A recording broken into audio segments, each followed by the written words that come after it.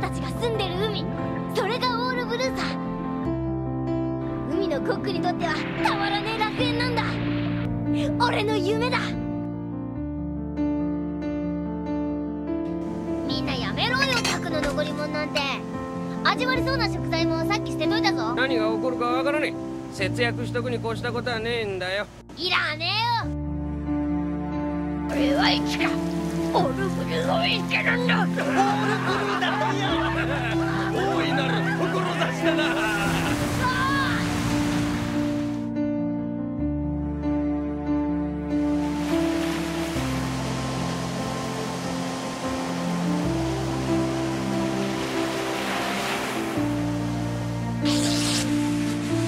金ってのは腹の足しになるんだ。なんだよこれ、どういうことだよ一体。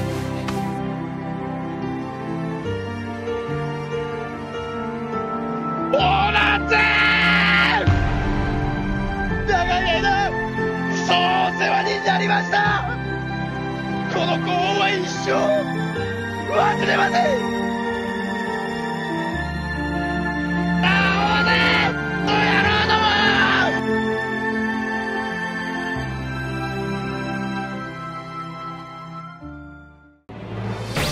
Yo, vous allez bien? Moi en tout cas, je déborde d'énergie parce qu'aujourd'hui c'est mon anniversaire. Enfin, théoriquement ça le sera plus quand tu verras la vidéo. Mais on s'en bat les steaks. Et pour le jour de mon anniversaire, qui n'est plus le jour de mon anniversaire, vu que tu verras pas cette vidéo le jour de mon anniversaire, j'ai enfin décidé de tenir ma promesse avec l'entraînement de Sanji, cette vidéo que je t'ai annoncée depuis plus de 6 mois. Les plus anciens de la chaîne étaient au courant depuis le début. C'est dingue quand même, j'en ai presque la larme à l'œil. Ça fait tellement de temps que je l'avais annoncé.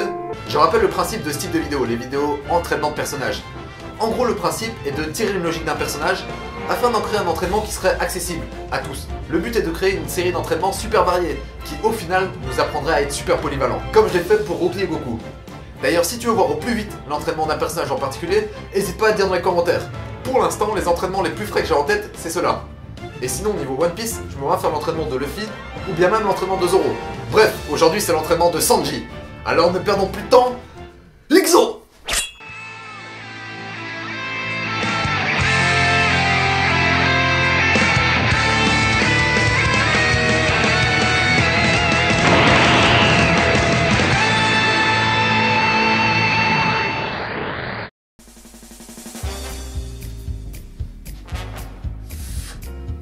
Non, je déconne. T'as vraiment cru que moi j'allais fumer? C'est une pile. Comme si moi, j'allais fumer comme tous ces gros titans. Dégueulasse. Nope. Ne touchez jamais à cette merde. Enfin, ça c'est une pile, mais tu m'as compris. Ne touche jamais à la clope. Bref, comme tu le sais, Sanji est un personnage qui combat uniquement avec les jambes. Pour lui, ses mains sont sacrées et lui servent uniquement à cuisiner. Son style de combat lui vient de son maître, Zef, mêlant taekwondo, boxe thaï et capoeira. Alors la première question qu'on se pose, c'est comment faire pour avoir des coups de pied aussi violents et puissants? Eh ben, figure-toi que pour avoir des coups de pied violents et puissants, il ne faut pas tout miser sur la musculation des jambes. La souplesse et la technique sont des éléments clés à travailler avant tout. Donc l'entraînement que je te propose aujourd'hui alliera musculation, souplesse et technique. Et pour bien introduire le sujet comme il se doit, j'ai invité la chaîne All Blue Channel. C'est une chaîne encyclopédie sur One Piece. Tu y trouveras tout ce que tu veux si t'es fan du manga. Et en guise d'amuse-gueule, ou plutôt en guise de pré-workout, on a pensé que ça serait cool de vous montrer que Sanji n'est pas le seul à gérer avec les jambes dans One Piece. Il y a plein d'autres personnages, peut-être plus forts, peut-être moins faibles au niveau des jambes, et on a décidé de vous en présenter 5. Alors c'est parti pour les 10 jambes les plus fortes du monde de One Piece. On se revoit après pour un entraînement plus que violent. Oula oula! Bonjour à tous et bienvenue sur Manga Workout pour ce data spécial coup de pied dans lequel nous allons nous intéresser aux plus grands kickers de l'univers de One Piece. Les combattants dont nous allons parler utilisent leurs jambes comme des armes mortelles et les mettent au service d'attaques dévastatrices. Mais intéressons-nous tout d'abord à ce qui fait la force d'un bon coup de pied. Pour effectuer un bon kick, il ne suffit pas de jeter sa jambe en avant. C'est tout le corps qui travaille et se met au service du coup porté. Lors d'un high kick parfaitement effectué par exemple, c'est le centre de gravité du corps entier qui se déplace pour venir se placer sous la jambe, permettant ainsi de conserver l'équilibre et la stabilité nécessaires à la puissance. L'exécution nécessite des muscles bien entraînés, permettant une levée rapide du genou, idéale pour surprendre l'adversaire. Cet effet s'obtient grâce à la contraction indépendante et successive de plusieurs groupes de muscles de la jambe, puis leur décontraction quasi instantanée. Le corps dédie entièrement son énergie aux muscles sollicités et décuple ainsi la puissance générée. La souplesse est aussi primordiale et à l'image des techniques au pied, elle demande beaucoup d'entraînement et de rigueur afin de porter ses fruits. Les techniques de combat au pied présentent l'avantage de pouvoir frapper un grand nombre de points vitaux de plusieurs façons différentes et avec une allonge supérieure à un combattant au poing. Mais ne sous-estimez pas les spécialistes des kicks en combat rapproché, puisqu'un coup de pied est naturellement plus difficile à percevoir par l'œil humain lorsque les deux combattants sont très proches. Maintenant que vous êtes incollable sur l'art du coup de pied, voyons ensemble 5 personnages de One Piece qui ont tout compris sur son utilisation. Commençons par Donsai, capitaine de la flotte de Hapu et commandant de la 3e aile de la grande flotte des Mugiwara. Issu de la lignée de Don Shinjao, ce guerrier redoutable utilise la technique du Hashoken pour écraser ses ennemis. Cette dernière permet de concentrer toute sa force sur un seul point lors de l'impact et de créer une véritable onde de choc, ce qui ne laisse généralement que peu de chance à l'adversaire. Si on ajoute le fait qu'il maîtrise le haki de l'armement, Donsai mérite bien sa place dans ce top. Bien que l'art martial favori des hommes poissons soit le karaté amphibien, utilisant principalement les poings, certains comme Dellinger choisissent une voie différente.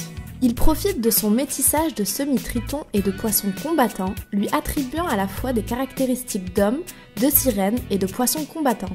En effet, que ce soit sous l'eau ou sur la terre ferme, sa puissance est au moins 10 fois supérieure à celle d'un homme.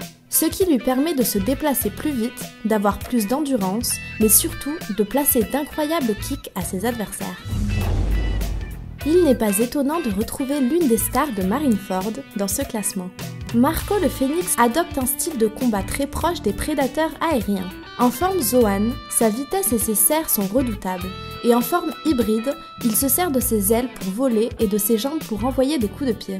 La vitesse qu'il prend décuple la puissance d'un coup porté. On peut le comparer à l'aigle royal ou au faucon pèlerin, qui peuvent atteindre des vitesses de 120 à 180 km/h au moment où elles portent le coup fatal à leur proie.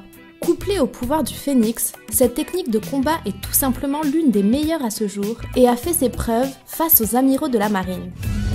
On ne présente plus Sanji, la jambe noire, l'un des princes de la famille Vinsmoke et membre de l'équipage de Mugiwara. Bien qu'il soit un très bon épéiste selon les dires de son père, Sanji mise tout sur ses jambes et garde ses mains pour la cuisine. Ayant subi des modifications génétiques par son père, dont on ignore encore tous les détails, Sanji présente des facultés hors normes dans les jambes. Maîtrisant plusieurs formes de haki, capable de frapper l'air pour voler, de se déplacer sous l'eau à la force de ses jambes, et maître de son propre art martial, Sanji trouve une place de choix dans ce top. Son choix de ne pas utiliser ses mains lors des combats fait que son agilité aux jambes est difficilement égalable. Et on retrouve enfin le maître incontesté des kickers, l'amiral Borsalino Kizaru. Personnage le plus rapide de One Piece à ce jour, Kizaru est capable d'envoyer des coups de pied à la vitesse de la lumière. Je vous laisse imaginer les dégâts causés par un tel impact. Il suffit de voir la facilité avec laquelle il se débarrasse des 5 supernovas pour s'en rendre compte. Il détruira même l'un des arbres gigantesques de la mangrove de Sabaody. Sa taille, sa force et sa vitesse le rendent redoutable face à n'importe quel adversaire et on a hâte de voir son match retour face à Marco. Et voilà, c'est tout pour ce tour des plus gros kickers de l'univers de One Piece. Je vous laisse avec Idriss et je vous dis à bientôt. Franchement les gars, c'est pas une qualité de malade ce qu'ils font. Ils méritent clairement plus d'abonnés. Bref, à mon tour. Contrairement à Zoro, Sanji n'est pas un personnage qui a passé sa vie à s'entraîner. C'est juste un cuistot qui pratique. Son resto, le Baratie, était souvent attaqué par des pirates. Donc il a dû très souvent se battre. Et comme il s'est très souvent battu aux côtés de son maître, Zeph, il a fini par apprendre son style de combat. Ses coups de pied sont devenus plus forts, plus violents, plus dévastateurs. Donc c'est bien la pratique régulière qui a fait la force de Sanji. Dans ton cas, et dans mon cas du coup, si tu veux progresser un maximum au niveau des coups, tu devras pratiquer le plus souvent la souplesse et la technique. Par contre, pour la partie musculation, c'est totalement différent. Tes muscles ont besoin de repos, donc tu peux pas les entraîner tous les jours. Je te conseille de t'entraîner les jambes 1 à 2 fois semaine, voire 3, mais vraiment grand max. Alors pour cet entraînement, on a repris les 4 techniques les plus accessibles de Sanji. Du coup, n'importe qui, en s'entraînant un peu, pourra y arriver. Et pour l'entraînement de Sanji, j'ai dû pratiquer l'entraînement sur moi. Donc pendant 1 mois, j'ai bien entraîné ma souplesse et ma technique. Et les progrès m'ont assez surpris, je t'avoue. Alors je te montre ce que ça a donné sur moi, et après je t'explique tout en détail. Prépare-toi parce que ça va te motiver de malade. Musique, c'est parti!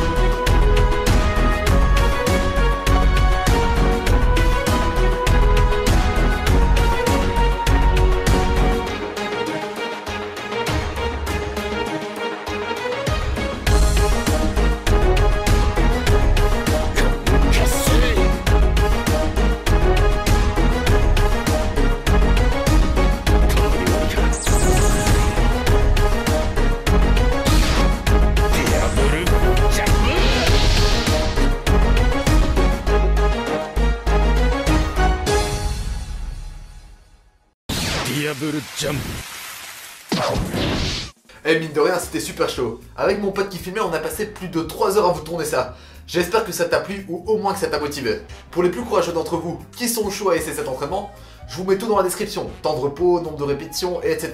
Bonne merde. Alors le niveau de cet entraînement est pas dingue non plus. Mais si t'as jamais entraîné ta souplesse, ta technique et que t'es pas un habitué niveau jambes, tu verras que ça va te faire progresser assez vite. Comme je te l'avais dit, l'entraînement est basé sur les 4 techniques les plus accessibles de Sanji, dont les noms sont d'ailleurs inspirés de recettes. Mais bref, avant de commencer l'entraînement, je te conseille de t'échauffer, globalement. Et pour ça, je pense que la course est un bon moyen. D'ailleurs, courir, c'est un peu ce qui a fait la base de l'entraînement de Sanji. Vu qu'il a dû sauver sa peau, ou plutôt son cul, il a dû fuir sans arrêt. Donc niveau footing, il a été rodé le Sanji. Après avoir fait quelques minutes de footing, tu peux passer à la première technique. Le Sky Walk. C'est une technique qu'on avait vue pour la première fois avec le CP9, qui consistait à sauter et à frapper l'air de façon tellement explosive que son utilisateur se retrouvait à marcher dans les airs. Pour réussir cette technique, il faut tout d'abord une impulsion monstrueuse au niveau des mollets, histoire de bien débuter la chaîne musculaire. Et du coup, je te propose de la corde à sauter. Tout d'abord, commence par faire 1 minute de saut normaux. Ensuite, si tu y arrives, reste à une jambe et fais 1 minute par jambe. Et enfin, passe au niveau supérieur, les doubles sauts. Là, ton objectif, c'est faire 2 séries de 10 doubles sauts. Et pour les plus forts d'entre vous, passez au double saut, mais cette fois à une jambe. Ça a l'air facile, mais je te jure que c'est pas si facile que ça. Teste et tu verras. Et si tu y arrives, à partir de là, tu commenceras à avoir une bonne impulsion. Deuxième technique, le collier strike, ou le flank-based shoot. Oh putain, moi et l'anglais ça fait 2. En gros, c'est toutes les techniques qui sont semblables au low kick ou au middle kick. Si on enlève le saut et toutes les acrobaties de Sanji bien sûr. C'est aussi les mêmes muscles qui vont te permettre de donner des frappes de malade au foot, à la Olivier Tom. Dans ce genre de mouvement, c'est les fessiers et les tenseurs du facial attack qui vont travailler. Mais c'est surtout les quadriceps qui vont te permettre de déplier ton genou avec force et d'envoyer du steak. Donc y a pas le choix, tu vas devoir squatter. C'est d'ailleurs un bon exercice de base pour introduire les séances. Si tu t'entraînes en salle, fais 1 à 2 séries à vide. Et ensuite commence à charger un peu. Dans mon cas, j'ai pas osé aller au-delà de 140. Mon but c'était pas de montrer des perfs de malade. En plus avec le pantalon de costard et tout, c'était un peu galère de descendre, je t'avoue. Un jour je te montrerai mes vrais perfs avec un meilleur mouvement. Pour la question de l'amplitude, tout dépend de ta mobilité. Ne descends pas trop si c'est pour te niquer les genoux. Mais ne nous fais pas du quart de squat non plus. Donc si t'es sans matériel, je te conseille de faire 4 séries de 25 au squat. Et si tu les gères, essaye de faire du squat sauté. Ça veut dire que tu fais un squat assez explosif pour sauter et claquer tes mains contre tes genoux. Pour ça en salle, il y a une machine qui se coupe super bien en squat, qui est quasi inévitable. C'est l'extension leg, surtout pour ce mouvement. Ça te sera super utile. Et pour les gars sans matos, je vous avoue que j'ai pas d'alternative à cet exercice. Donc suivant. Troisième technique, le mouton shot. Ici on peut associer le mouton shot à une technique en taekwondo, nommée le yeop, qui consiste à taper avec le plat de son pied un adversaire qui est à côté ou derrière soi. Et cette fois-ci, les muscles les plus sollicités sont les fessiers.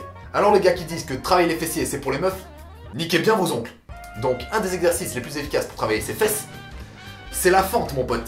Commence par 4 séries de 20 fentes. Ensuite pour passer au niveau supérieur, enchaîne avec des fentes sautées. Et pour cet exercice, fais bien attention à avoir une descente lente et une remontée explosive. En bonus, il y a un exercice que je voulais absolument placer dans l'entraînement, mais je savais pas trop le mettre dans quelle catégorie. Donc on va le mettre ici. Si t'es chaud, fais 3 séries de 10. Je pense que c'est un bon moyen de gagner en explosivité. Et pour les coups de pied, c'est super utile. Et pour finir, ma technique préférée chez Sanji, le konkassé. Dans la vraie vie, c'est l'équivalent du coup de pied marteau, ou du neriochagi en taekwondo. Corrigez-moi si je me trompe. En gros, la technique consiste à lever sa jambe assez haut, pour ensuite toucher la tête de son adversaire avec son talon. Ça, c'est un coup vraiment violent qui met très souvent des KO, comme on peut le voir avec ce bon vieux Andy Hug. Les muscles sollicités sont le psoas et les quadriceps, qui vont t'aider à lever la jambe assez haut. Et ensuite, c'est l'ischio-jambier qui intervient pour descendre sa jambe avec force. Pour les gens qui ont des genoux solides, je vous propose le squat pistol, le squat à une jambe. 3 séries de 10 répétitions, par jambe. Ensuite, enchaîne avec du relevé de jambe. Ça par contre, c'est un exercice que tout le monde doit faire, surtout dans le cadre de cette technique. Du coup, là, tu peux faire 4 séries de 12 répétitions. Et encore une fois, montée explosif et descente retenue. Et pour clôturer la partie musculation, je te propose la chaise. 3 fois 2 minutes de gainage. Et si c'est trop facile pour toi, passe à une jambe. Et si tu veux un bon objectif à atteindre, essaye de tenir 4 minutes à une jambe. Si tu y arrives, t'es un monstre. Alors voilà, avec ces 4 techniques et leurs exercices, les muscles de tes jambes sont sollicités de façon assez complète. Donc pour la partie musculation, tu peux la faire 1 à 2 fois semaine. Et maintenant, on peut enfin passer à la partie souplesse et technique, que tu peux faire soit après la partie musculation, soit totalement à part. Mais surtout pas avant, tu risquerais de perdre trop de force et trop d'énergie. Comme tu t'en doutes, contrairement à la muscu, la souplesse et la technique sont des éléments à travailler le plus souvent possible. Pour les gens lambda qui veulent juste rester un peu souples, 10 minutes par jour suffisent. Mais dans notre cas, nous qui voulons progresser et le plus vite possible, il faut au moins le faire 30 minutes par jour. Donc 2 sessions de 15 minutes. Et dans ce cas-là, crois-moi, tu vas devoir faire preuve d'un mental de malade. Pour la souplesse en tout cas, c'est une souffrance totalement différente de celle de la muscu. Alors je vais pas te détailler tous les exercices, mais voilà ce que j'ai fait moi pour progresser. Dans l'idéal, pour progresser, tu devrais tenir une position 1 minute. À partir du moment où ça fait mal, bien sûr. Et super important, si tu fais ça en dehors de la partie musculation, n'oublie surtout pas de t'échauffer. Autre conseil super important, la respiration. Je te jure, ça joue mais de malade. Quand tu pousses et que ça tire, il est vraiment super important d'expirer. Ce qui va permettre à la fois d'atténuer la douleur, à la fois de mieux étirer tes muscles. Ne néglige surtout pas ce détail. Autre conseil qui est adressé aux gros flemmards, tout comme moi, associe la souplesse à une autre activité, sinon ça va être super chiant. Par exemple, moi ce que j'ai fait, c'est j'ai téléchargé le jeu Yu-Gi-Oh sur téléphone. Et à chaque fois que je voulais y jouer, je faisais une séance de souplesse. Je me mettais aussi comme objectif de tenir une position tout le temps d'une partie en ligne. Et parfois je tombais sur des gros connards qui faisaient durer la partie, je te dis pas comment j'en ai chié. Enfin voilà, j'ai plus trop de conseils niveau souplesse, mais la règle d'or en tout cas c'est sois régulier. Ne skip aucune séance de souplesse, d'étirement. Et là si t'as bien fait le taf niveau souplesse, ta technique devrait commencer à pas trop être dégueulasse. Alors premièrement, ce que tu peux faire, c'est mettre ta main contre un mur ou un support et faire des relevés de jambes, devant, côté, arrière. Et là le plus dur ça va être de maintenir une position le plus haut possible, le plus longtemps possible. Si tu veux passer au niveau supérieur ou intensifier le truc, je te conseille les élastiques. Même pour les pros, je vous jure, c'est un bon moyen de gagner en explosivité. Et là tu essaies de réaliser le mouvement le mieux possible tout en étant super explosif. Et après le plus dur est vraiment de retenir la descente. Dans mon cas, ce que j'ai fait, c'est 4 séries de 10 par jambe et par exercice. Alors si tu pratiques une technique régulière et une souplesse régulière, même sans sport de combat, tes coups vont s'affiner. Après le top bien sûr, c'est t'inscrire dans un club de sport de combat et de leur montrer ce que tu veux. D'ailleurs, go muscu ou pas, je t'invite à le faire. Les sports de combat c'est la base.